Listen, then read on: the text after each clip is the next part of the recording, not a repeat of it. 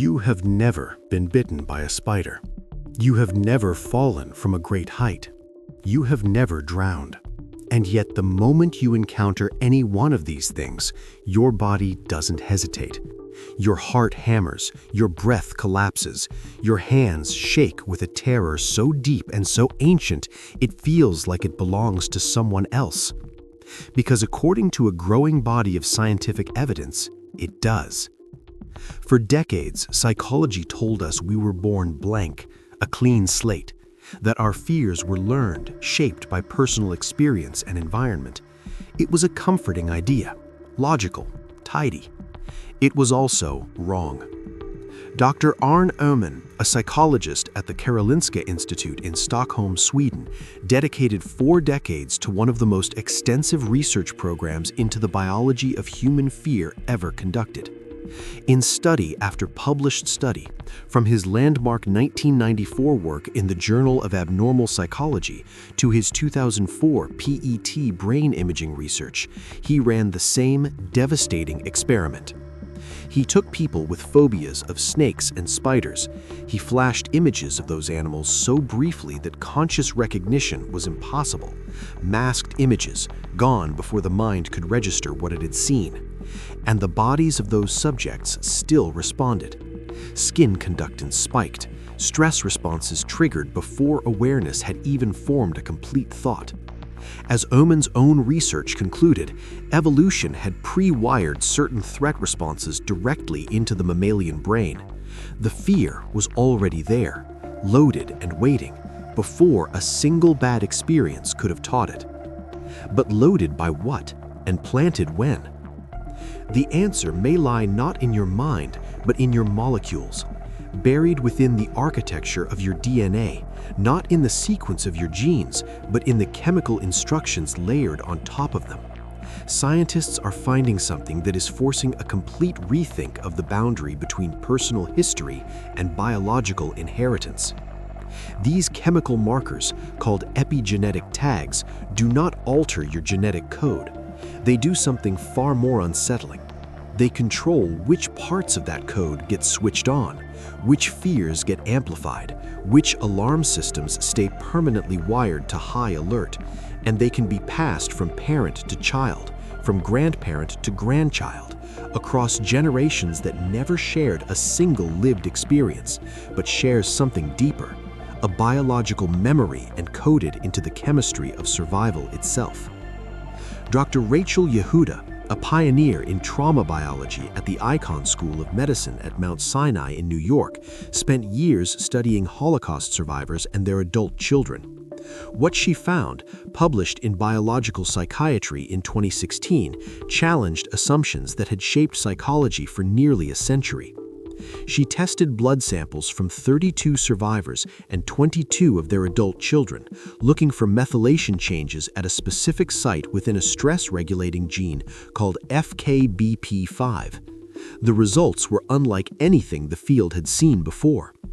Survivors showed 10% higher methylation at that site. Their children showed 7.7% lower methylation at the exact same site. The same gene, the same location, altered in both generations, but pulled in opposite directions, as though the body was trying to compensate, to calibrate the next generation for whatever darkness might still be coming. This is not metaphor. This is molecular biology. And if trauma can move through a bloodline this precisely, this invisibly, then you are not just living your own life. You may be finishing someone else's. If this unsettles you, it should. Every episode here is built on documented research, peer-reviewed studies, and carefully verified sources, not speculation. If you value investigations that stay grounded in evidence while exploring the darkest edges of human biology, consider subscribing. It allows this work to remain independent, deliberate, and uncompromised. Now, let's examine the experiment that forced scientists to confront just how precisely fear can be inherited. In 2013, inside a quiet laboratory at Emory University in Atlanta, Georgia, a team of neuroscientists did something that should have made global headlines. They took a group of mice and exposed them repeatedly to the scent of cherry blossoms, acetophenone, a sweet, delicate fragrance, while simultaneously delivering a mild electric shock. Over time, the mice learned to fear the smell. Their bodies would freeze, their stress responses would spike the moment that scent entered the air. Standard conditioning, nothing revolutionary yet. Then the scientists bred those mice, and they watched their offspring, animals that had never once been shocked, never once been conditioned, never experienced a single moment of that original trauma, tremble and recoil at the exact same scent. The fear transferred perfectly, invisibly, biologically. Then they bred a third generation, same result. The cherry blossom smell, forever poisoned, passed down through 3 generations of animals who had no memory, no experience, and no rational reason to be afraid. When researchers examined the brain tissue of these descendants, they found that the olfactory receptors specifically linked to detecting that scent had physically expanded. The body had literally restructured itself around an inherited warning. This was not learning. This was not instinct in the traditional sense. This was epigenetic inheritance, fear rewritten into the biological architecture of a species, carried silently forward through generations like a message sealed inside a locked room that no one remembers locking. Published in the journal Nature Neuroscience by Dr. Brian Diaz and Dr. Carrie Ressler, this study didn't just challenge behavioral science, it detonated it. Because if a mouse can inherit the specific chemical signature of its parents' most traumatic experience, then the implications for human beings are almost too vast to process. We are not talking about a vague predisposition towards anxiety.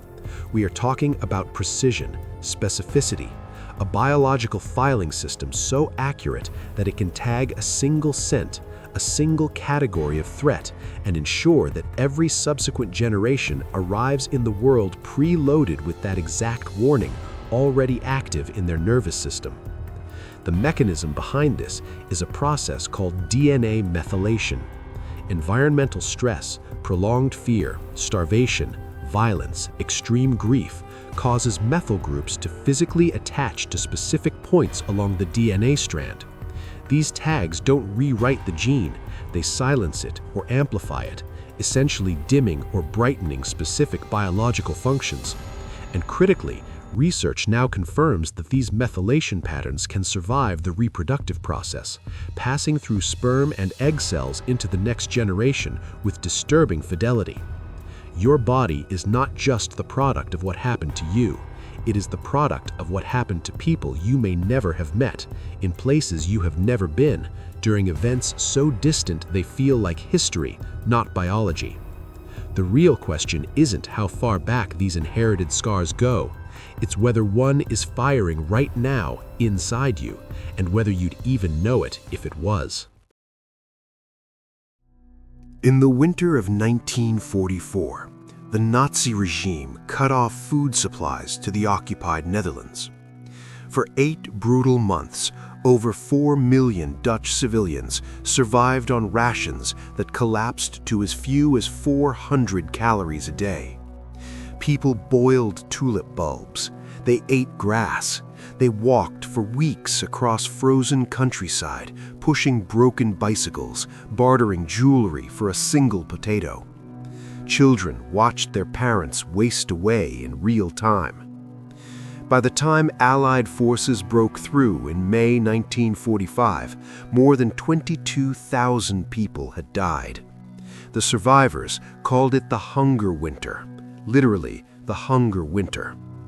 And for decades, the world filed it away as a historical tragedy, a chapter of war, closed and buried. But the chapter never closed. It followed the survivors home, into their bodies, into their children, into people who had never missed a single meal in their lives. Beginning in the 1990s and extending through landmark studies published as recently as 2023, Researchers tracking people who had been prenatally exposed to the hunger winter made a discovery that transformed our understanding of inherited biology. The children of those who starved, individuals gestated in the womb during the famine, born into a world where food was once again plentiful, arrived at middle age with measurably altered biology. Higher rates of obesity, cardiovascular disruption, metabolic systems behaving as though famine was still imminent, as though the threat had never ended. Their bodies were permanently recalibrated for a scarcity that existed only in the chemistry of their cells, not in the reality of their daily lives. Dr. Bas Heijmans at Leiden University Medical Center in the Netherlands spent years mapping these epigenetic signatures. What he found was extraordinary and deeply unsettling. The IGF-2 gene, a master regulator of insulin-like growth factor signaling, governing how the body manages, stores, and allocates energy, showed consistent, measurable methylation differences in people who had been prenatally exposed during that winter of starvation. Biological fingerprints left by starvation, pressed into their DNA, still readable more than half a century later, like a distress signal still broadcasting long after the emergency had passed. The body had read the environment of the womb, registered it as catastrophic, and encoded that registration into the molecular architecture of every cell that followed. The hunger winter was not an isolated case. Researchers examining descendants of American Civil War prisoners of war and communities subjected to extreme, prolonged collective stress have found strikingly similar patterns.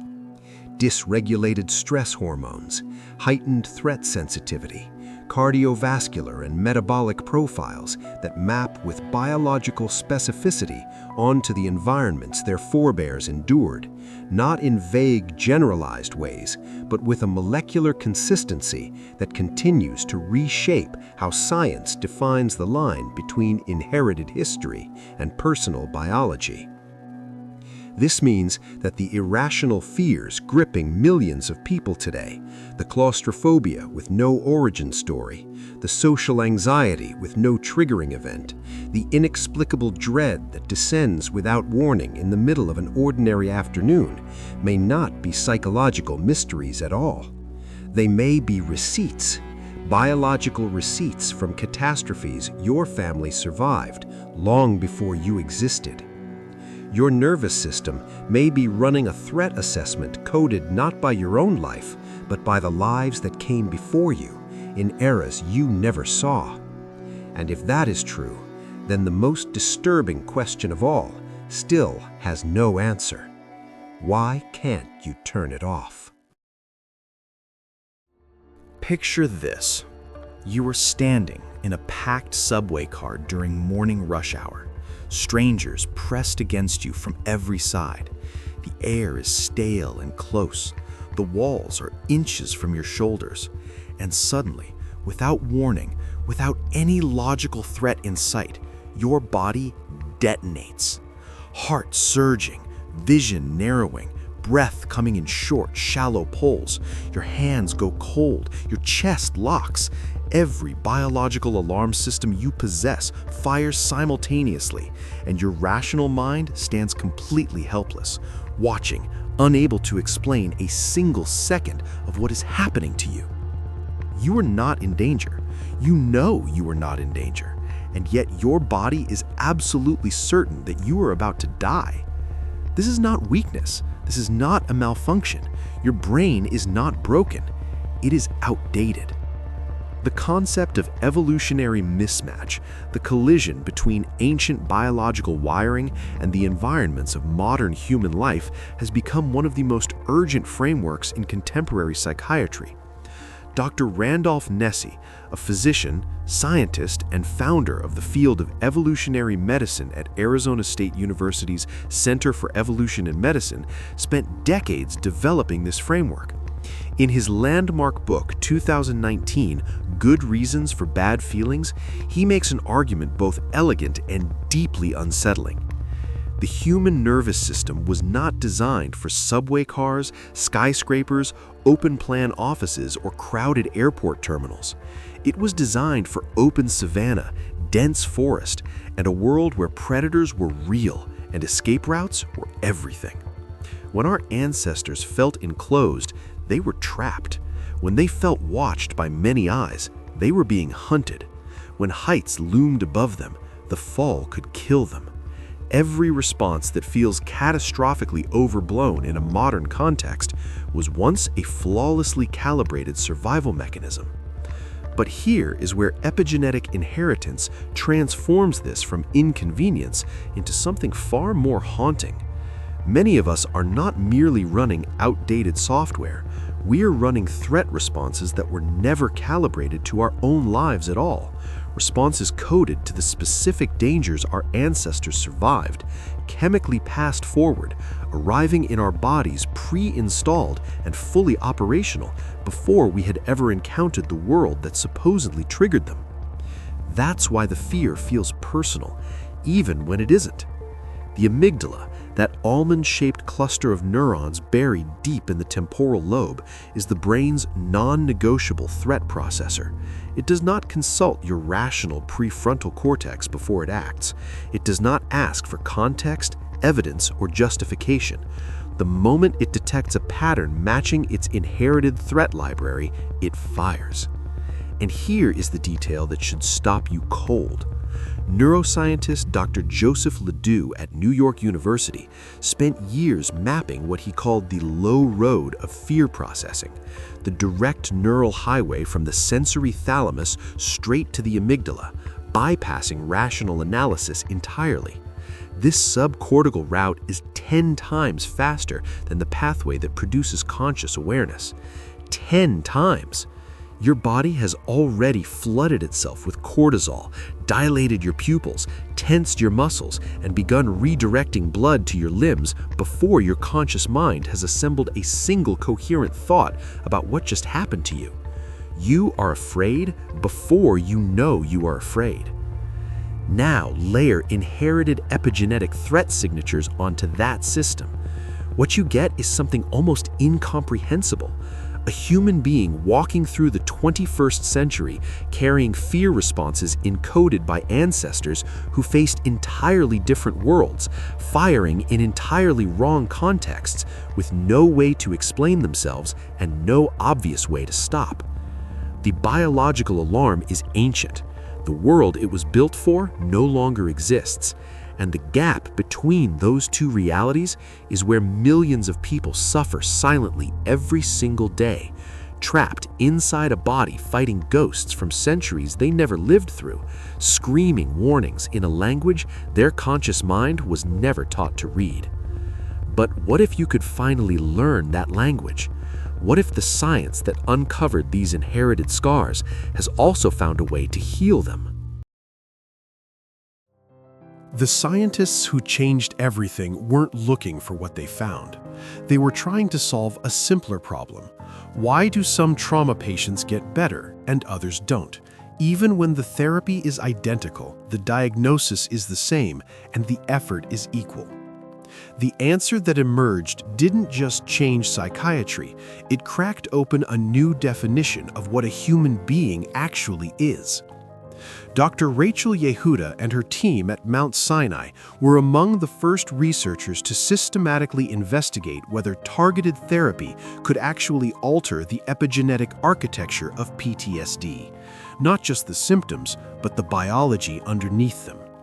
In a 2013 pilot study published in Frontiers in Psychiatry, they tracked combat veterans with PTSD through 12 weeks of prolonged exposure therapy, drawing blood samples at the start, the end, and a 3-month follow-up. What they found in those samples should have been impossible. Veterans who recovered, who no longer met diagnostic criteria for PTSD after treatment, showed measurable decreases in FKBP5 gene methylation. The biological signature of their trauma had shifted, not just their mood, not just their behavior, the molecular architecture of their stress response had moved. The therapy didn't just reach the mind, it reached the molecule. This was not metaphor, this was chemistry.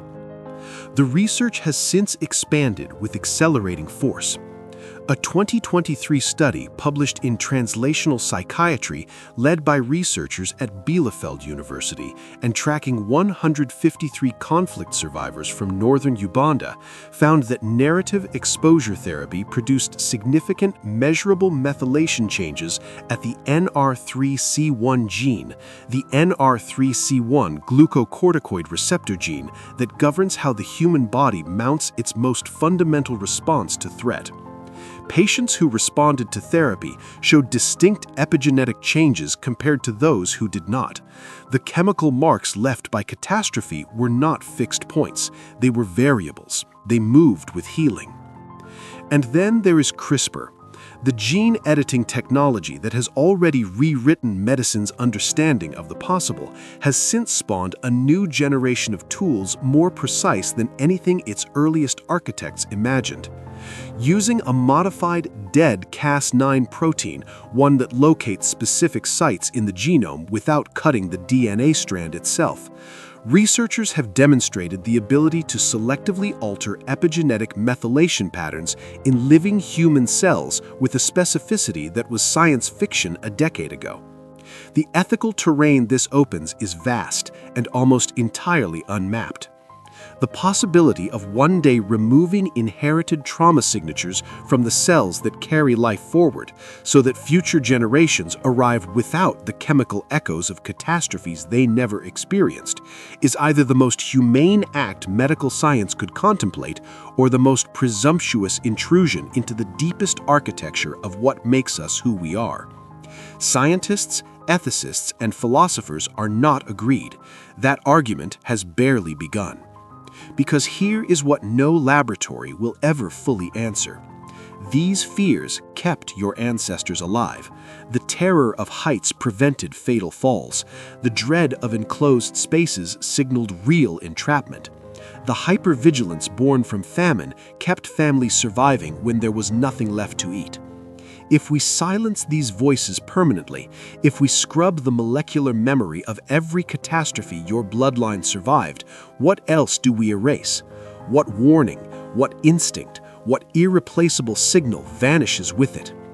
Your ancestors didn't leave these marks to haunt you, they left them to prepare you. The inheritance was never a curse, it was always armor. The question was never whether the past lives inside you. It does. It always has. The only question that has ever mattered is whether you let it drive or whether you finally decide it's your turn to take the wheel.